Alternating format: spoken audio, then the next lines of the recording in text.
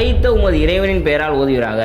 ஒருத்தர் வந்து கடவுளாக இருக்கணும் அப்படின்னாலே அவன் உன்னை படைச்சிருக்கணும். நீ யாரை வணங்குறியோ அதை நீ படைச்சியா இல்லை அவன் தான் உன்னை படைச்சானா? இப்போ வந்து உதாரணத்துக்கு வந்து சிலையை வணங்குறாங்க, சிலையை இவன் தான் படைச்சிருக்கான், அது இவனை படைக்கல. அப்போ அதை தான் சொல்கிறான், படைத்த உமது இறைவனின் பெயரால் ஓதுகிறாங்க. ஹலகல் இன்சான மின் அலக், மனிதனை கருவுற்ற சினை முட்டையிலிருந்து நாம் படைத்தோம் அப்படின்னு அல்லாஹ் தனது திருமறைக்குர்ஆன்ல சொல்கிறான். இந்த அலகுன்ற வார்த்தைக்கு வந்து பல காலத்தில் பல மாதிரியான மீனிங் கொடுத்துருக்காங்க. அதாவது ரசூல் ஸல்லல்லாஹு அலைஹி வஸல்லம் அவர்களுக்கு அருளப்பட்ட அந்த காலத்தில் மக்களுக்கு புரியணும். அப்போ போயிட்டு நீங்கள் வந்து சினை முட்டை அப்படின்னு சொன்னால் உங்களுக்கு புரியாது.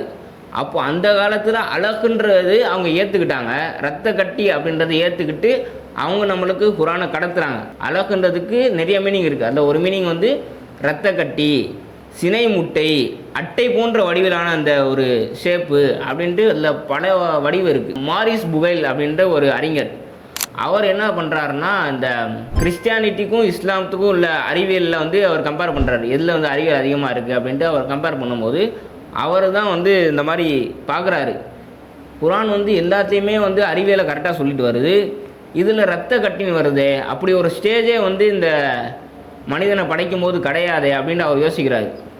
அப்போது வந்து அப்போ அவர் ரிசர்ச் பண்ணுறாரு. அவர் ரிசர்ச் பண்ணி சொல்கிறார், யார், ஒரு கிறிஸ்தவராக இருக்கிறவர் தான் ரிசர்ச் பண்ணுறாரு. இந்த மாதிரி அலகுன்றதுக்கு இந்த மீனிங் ஒன்று இருக்குது. எந்த மீனிங்கு? கருவுற்ற சினை முட்டை அப்படின்ற ஒரு மீனிங் இருக்குது அப்படின்ட்டு அவர் கண்டுபிடிச்சி சொல்கிறார். இதில் தான் அல்லாஹ் வந்து முக்கியமான அந்த சயின்ஸையே சொல்கிறான்.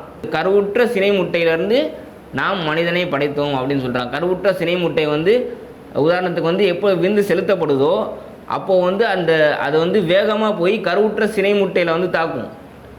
அப்படி தாக்கும்போது தான் மனிதன் படைக்கப்படுறான். அப்போது அதைத்தான் அல்லாஹ் இந்த இடத்துல உடைக்கிறான் கரெக்டாக. அவன் மனிதனை கருவுற்ற சினை முட்டையிலிருந்து படைத்தான்.